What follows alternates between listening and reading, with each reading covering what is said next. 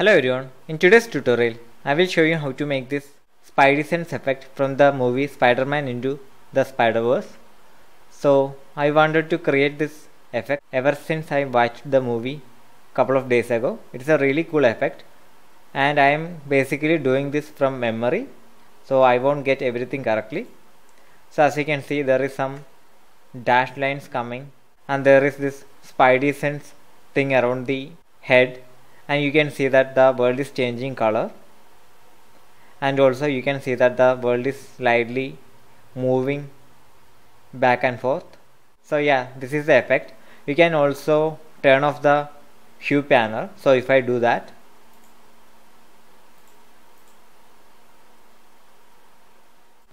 then it will basically look like this. So the color won't change and it looks like this. And if you want this effect, you can actually have this effect. And as you can see, our character isn't affected by the effect as in the movie. So I really like the movie and I wanted to create this effect. So let's get started. And if you want to get the project files from this tutorial, you can support me on my Patreon. So for $5 you can get all the project files from my previous tutorials and this also. And if you like my tutorials, leave a like and subscribe. So let's get started. So to create this, we need to first create a post-process material. So to create a post-process material, right click, then go to material. Then I will name this m_post. Then open it up. Then change the material domain to post-process. And change the blendable location to before tone mapper. This is very important or our effect won't look that great.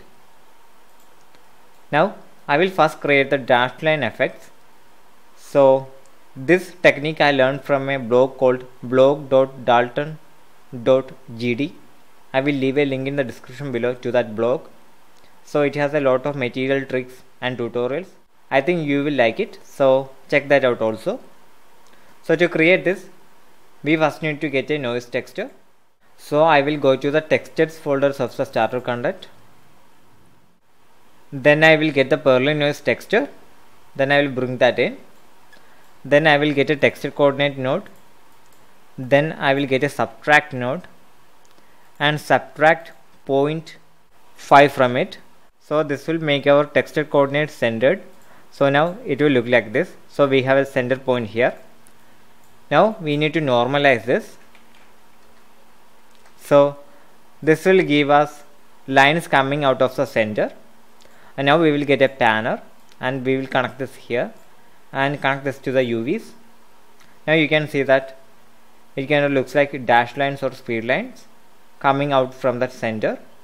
So now to move this, we can get a scalar parameter and we can call this speed and we can connect this here.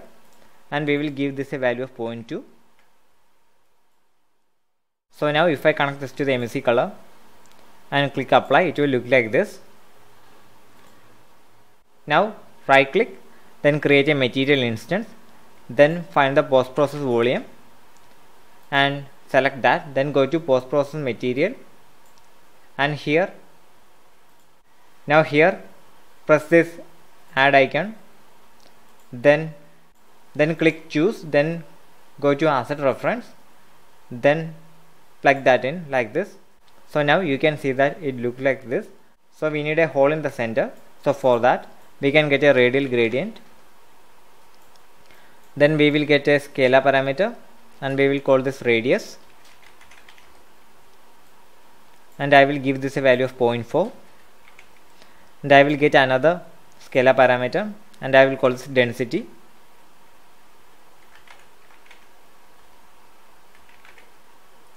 And I will connect this here and I will give a value of 4 for this.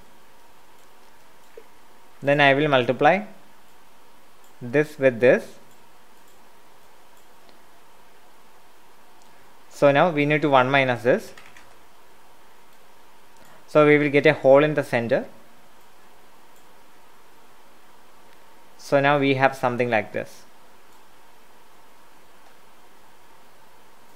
I will increase the radius to 1. So it looks like this. Now I'm just going to connect the red channel here, just because we just need a single channel, because it's a grayscale value. Now get a lerp, then connect this here and get another lerp, and we will connect this to B. So now we will get two vector parameters. So for that, press and call V and click, and I will call this line color underscore 1, and I will duplicate this, and I will connect this to B, and I will connect this to A. And for alpha, we need to cycle through these two colors. So for that, we need a sine node. So get a sine node. So this value goes from -1 to 1, but we just need a value that goes from 0 to 1. So for that, we will add. So -1 will become 0, and 0 will become 1, and 1 will become 2. Now if we divide this, 0 will be 0, and 2 will be 1, and 1 will be 0.5. So we get a value from 0 to 1. So connect that to alpha, and now we need to get a time node to basically drive the sine. Now change the sine period to 3. Now here for the lerp, we will get a scene texture. So type in scene texture and change this to post process input 0. This will just give us the normal post process result. So it will look like this. So everywhere there is the black color, we will get this post process input, and everywhere there is white color, we will get a blend between these two colors. So now connect this to A and connect this here. So here we can connect that, because this is a 4 vector, we need to convert this to a 3 vector. So mask this and tick B also. Now connect this to A. Now it's fine. Now click apply. Now open up the instance, and now we will change this color to red, and we will change this color to blue. So now it will cycle between red and blue like this. Now we will change the color of the world. So for that, I will just comment all of this, and I will move this here. Now I will just duplicate this post processor input 0. Then I will duplicate this again, and I will change this to diffuse color. So now what we are going to do is, we are going to extract the lighting information from the world. So basically we are going to see whether the mesh is lit or not. So in the shadows we will give a different color, and the location where the mesh is lit we will give another color. So for that, so this post process input will give us the output after all the lighting has been done on our world, and this diffuse color will just give us the diffuse color of some meshes. Basically this will just give this unlit result like this. So here you can see that there is no shadow or anything like that, and if I change this to lit, you can see that there are some shadows and there are light information here. So to extract the lighting information from this, I will just desaturate this, both of them, with a desaturation node, and I will get a constant, and I will give a value of 1, and I will connect this here, and I will connect this here. So this will just ignore the color information from the two inputs. So we will just get a grayscale value if I connect this to here and click apply. Now you can see that the world is kind of grayscale. So now if we divide this from diffuse color and clamp this between 0 and 1, basically wherever there is shadow we will get a 0 color, and wherever there is light we will get a 1 color. So if I connect this to emesis color and click apply, so here you can see that where there is light we will get a white color, and where there is shadow we will get a black color. So here you can see that. So the portion with the shadows will get a darker color, and the one with light will get a lighter color. Now we can use this to give a red and blue color to the world. So to do that, get a lerp and connect this to alpha. Then we can basically connect this to A and connect this to B, and now we can connect this to the MC color and click apply.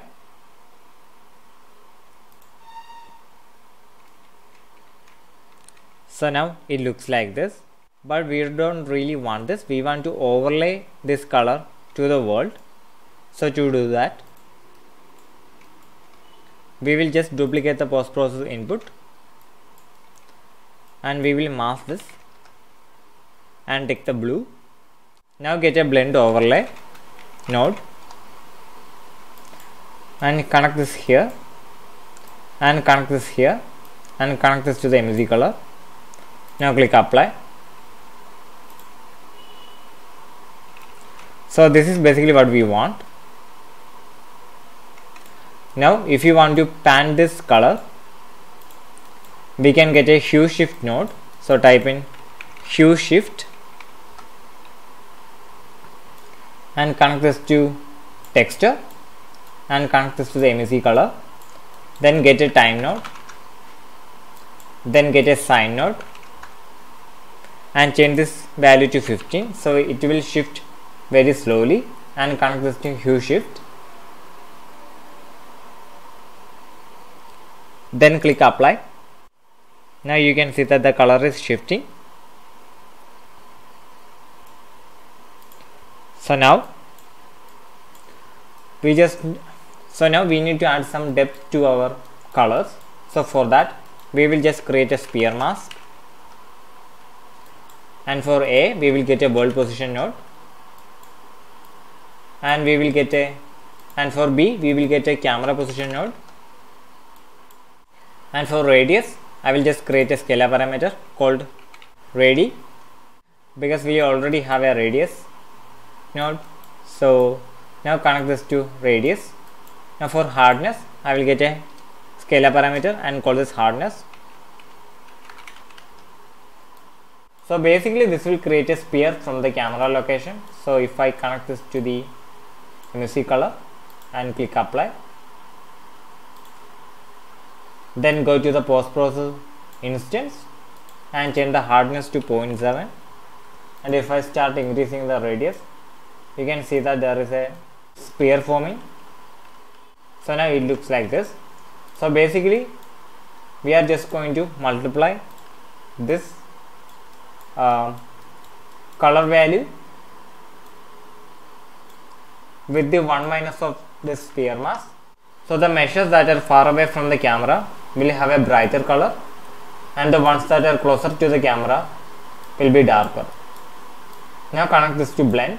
Now connect the result from the hue shift to MC color, and now click apply. So now you can see that the parts that are closer to the camera is all dark. Now we can fix that by adjusting the hardness. Now it looks like this. Now if I press play, it looks like this. Now we need to make the meshes move back and forth a bit. So for that we will go to the material, then here we will get a texture coordinate node, then we will get an add node and get another add node, and we will break this.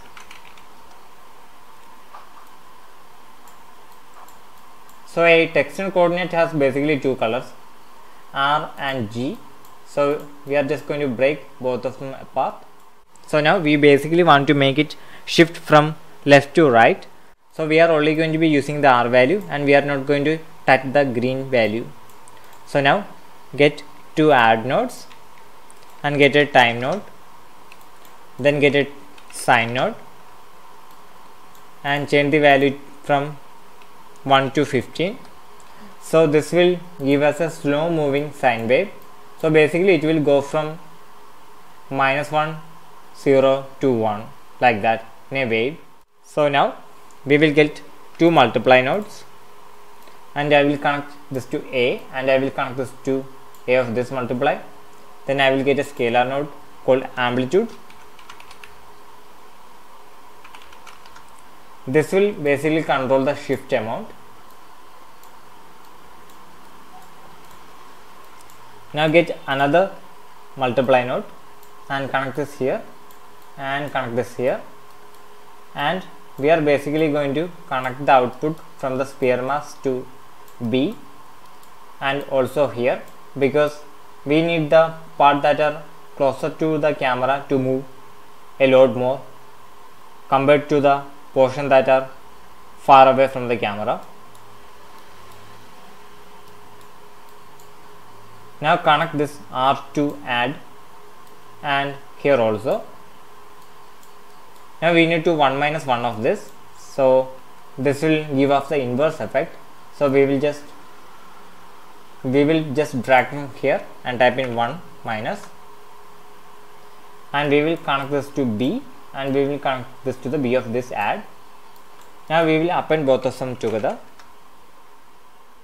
So now we will connect this to here and connect this to here and connect this to the UVs of this, and we will just duplicate this append, and we will connect this here and connect this to here and connect this to the UVs of this one. Now click apply.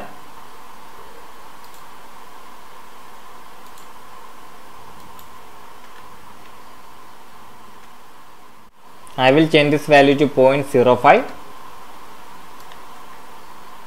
So now if you look closely, you can see that the mesh is shifting a bit. We need to change the sine to 0.5, so it will happen much faster. Now you can see that it is shifting very fastly. We can change this value to 0.001. So there won't be that much shift.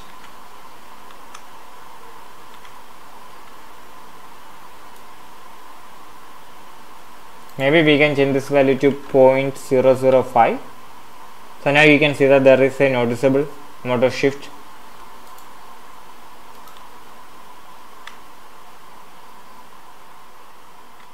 So now you can see that everything is shifting a bit like that.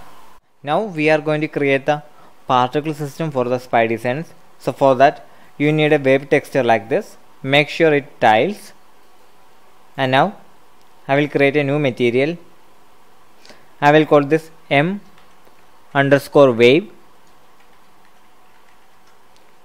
Then open it up. Then bring in our texture. Then change the blend mode to translucent. Then change the shading model to unlit and tick two-sided, so we can see it from both sides. Now get a particle color node. So this will just transfer the color from the particle system to the material. Now get a multiply node and connect the red channel to A and connect this to the opacity. So it kind of looks like this. Now get a panner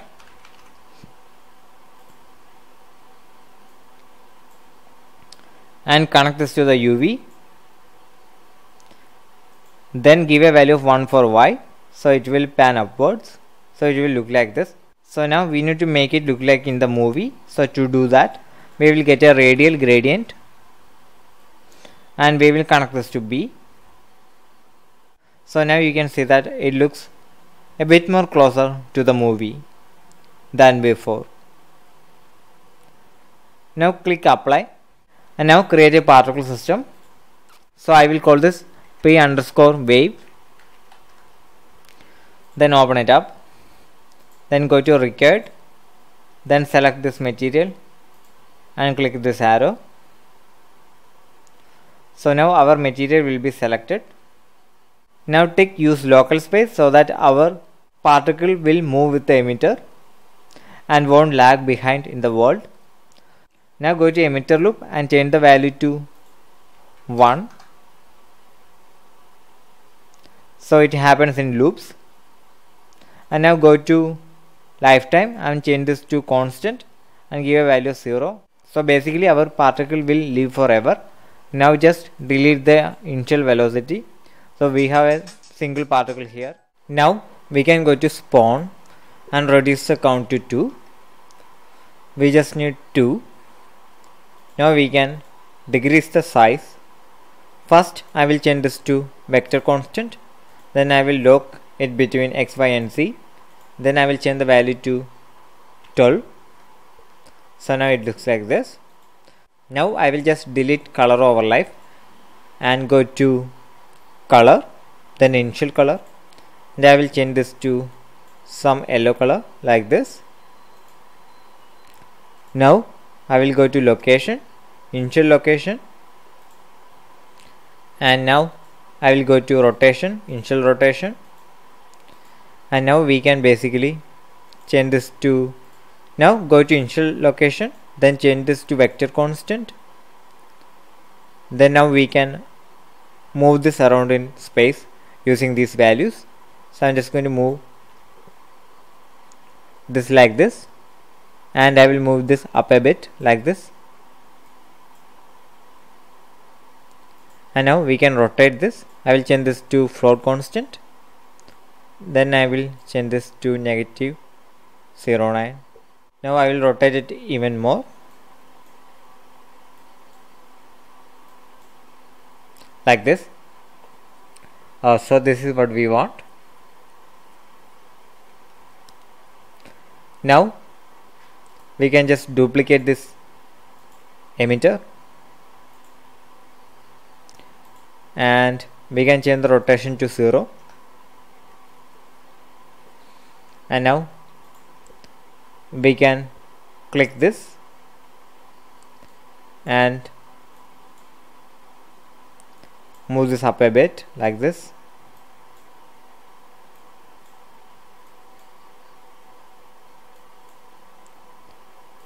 And move this like this.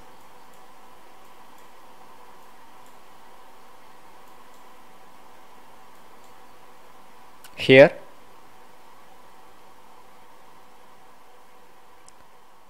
So now we can duplicate this again like this, and now go to initial location. Then we can change this value to plus 0.78 and we can change this value to negative 69. Now we can rotate this to positive 0.19. Now we can move this in the x axis. So we can move this here like this. Now if we place this in the world like this, you can see that it is moving with the camera. So we need to lock this in one axis so that it won't follow the camera like this. So to do that, we will go to the particle system, then go to orientation, then lock axis. Then I will change this to positive y and I will just shift drag all of them in. Now it won't follow the camera and it will look like this. So that's all we need to do here. So you can even add more of this wiggly lines if you want. So I'm just going to settle for 3 right now. So now we have to make our character unaffected by the post-process effect. So for that we can go to the third person character blueprint. Then we will go to mesh, then type in custom and we will tick the render custom depth pass. Now while we are here, we can also add our particle system. So type in particle system, then parent this to the mesh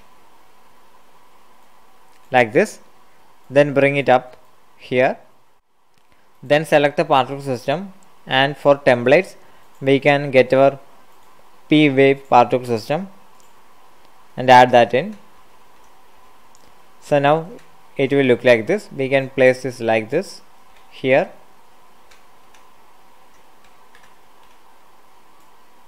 So if you want, you can adjust the location and the size of the particles if you want.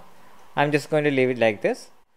So in order to exclude our character from the post-process effect, we need to go back to the post-process material, then type in scene texture,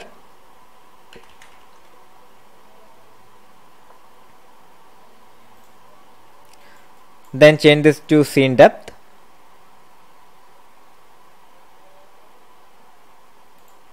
then duplicate this.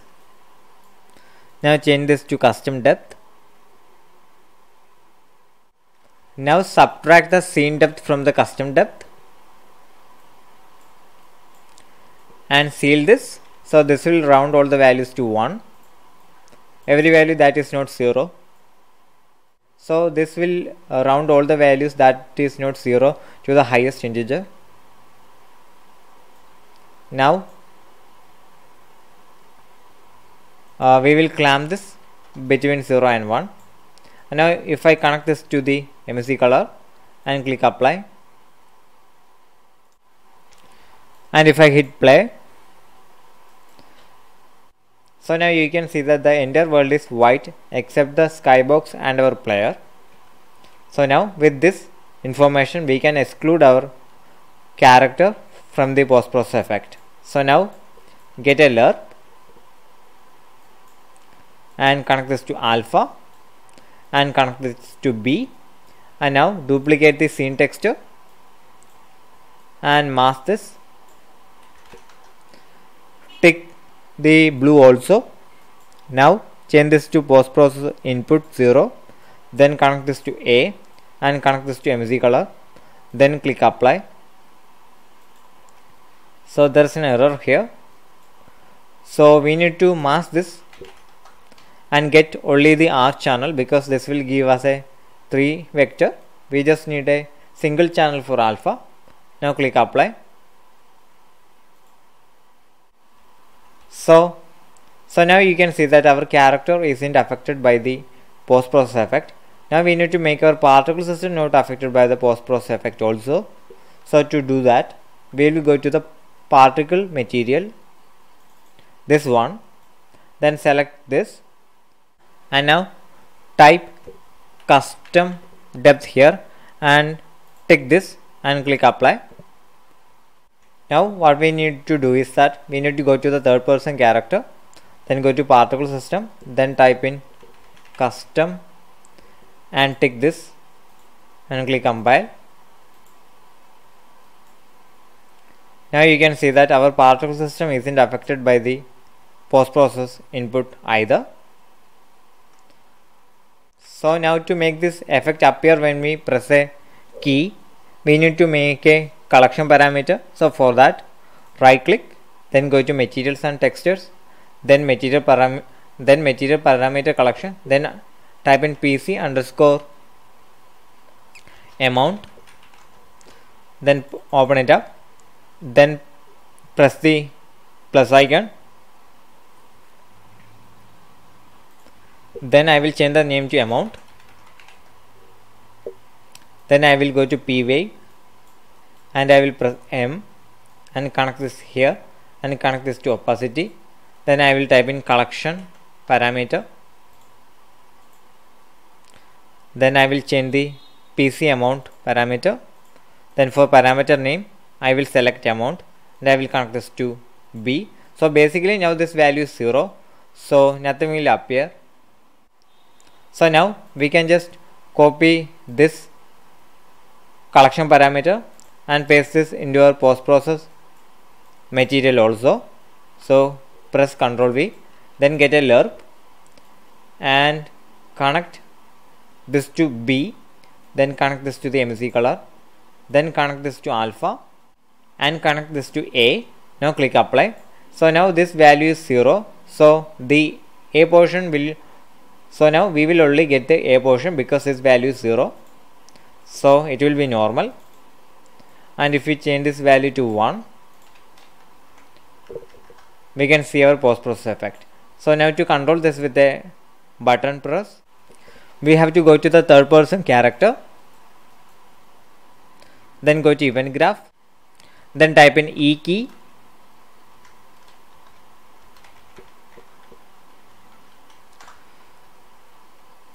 then get a flip flop.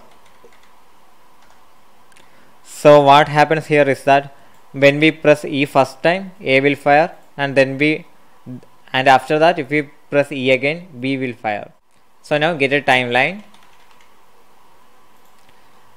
and connect A to from start and connect B to reverse from end, then open it up and change the length to 3, then add a float track, then add 2 points. So the first one will have a value of 0 and 0, and the second one will have a value of 3 for time, and for value it will have a value of 1. Now we will select both the points, then right click, then auto curve, so we will get a nice curve like this. Now click compile, then press play. So now if I press the E key,